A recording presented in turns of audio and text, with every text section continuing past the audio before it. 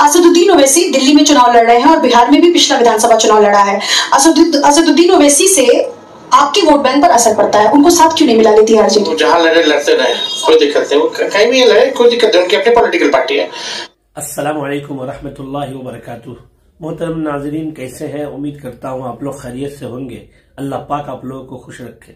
नाजरीन, आप हज़रात को अच्छी तरह मालूम होगा कि 2025 के आखिरी महीने में विधानसभा चुनाव होने वाला है। क्या आने वाले समय में बैरिस्टर असदुद्दीन ओवैसी की पार्टी यानी AIMIM के और बिहार के पार्टी राष्ट्रीय जनता दल गठबंधन कर सकती है?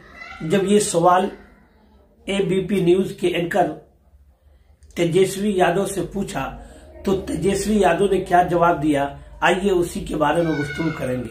इससे पहले बताते हैं कि AIMIM के पार्टी बिहार सीमांचल से बड़ी कामयाबी हासिल की थी और बैरिस्टर साहब 5 मेंबर को 5 कैंडिडेट को सीमांचल से खड़ा किए थे। बहुत सारे लोगों को टिकट दिए थे बैरिस्टर असदुद्दीन ओवैसी साहब, लेकिन 5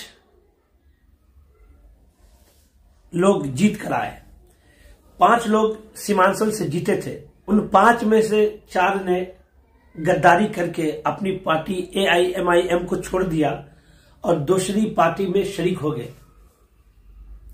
सिर्फ एक बाकी थे, अख्तरुल ईमान, जो बैरिस्टर साहब के साथ शुरू में भी थे और अभी तक उनके साथ है, जिसमें से 4 कैंडिडेट राजद में शामिल हो गए थे, AIMIM को छोड़कर दूसरे पार्टी में चले गए। तो अभी सोशल मीडिया पे ये बात चल रही है 2025 आने ही वाला है और उनके आखिरी महीने में विधानसभा का इलेक्शन होना तय पाया है। विधानसभा का इलेक्शन होना है, इसमें बैरिस्टर साहब कितने लोगों को सीमांचल या बिहार से खड़ा करेंगे, उनके बारे में मैसेज आने पर इंशाल्लाह आपको इत्तला करूंगा।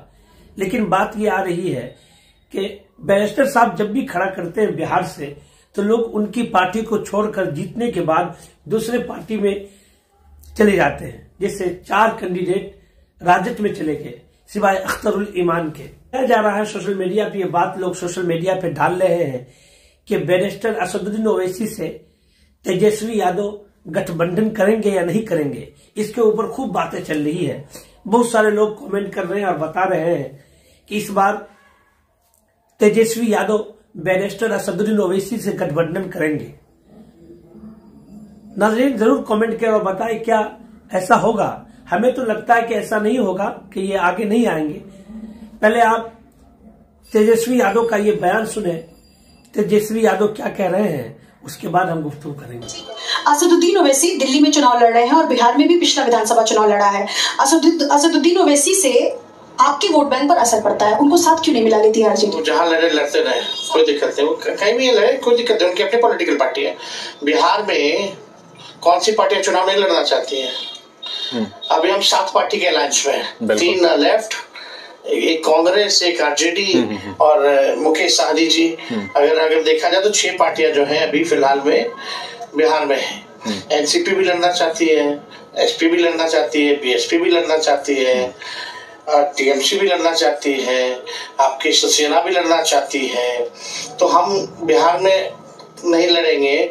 अगर हम सबको दे देंगे तो हम कहाँ जाएंगे? कितने लोग को अकोमोडेट करोगे? हम नहीं ना जा रहे हैं हैदराबाद चुनाव लड़ने। हम तो नहीं गए महाराष्ट्र चुनाव लड़ने, तो हम यूपी जाते हैं चुनाव लड़ने, ना तो बंगाल चुनाव, बिहार और झारखंड में चुनाव लड़ रहे हैं ना। सही है। तो हम अगर यहाँ नहीं लड़ेंगे, सबको दे ही देंगे, तो हमारा क्या रह जाए? तो मोहतरम नाजरीन, आपने स्मार्ट फरमाया। तेजस्वी यादव जो बता रहे थे कि भाई यहाँ कई पार्टियां हैं और बाहर से लोग आते हैं, बाहर से लोग आकर खड़ा कर देते हैं, और हम तो कहीं बाहर नहीं जाते, न हम महाराष्ट्र जाते हैं, न हैदराबाद जाते हैं, न कहीं जाते हैं। कई पार्टी है, हम लोग यहीं से लड़ते हैं और सब लोगों को लड़ने का हक है, खड़ा होने का हक है। अगर वो लड़ेंगे, खड़े होंगे, तो उसके बारे में हम क्या कह सकते हैं?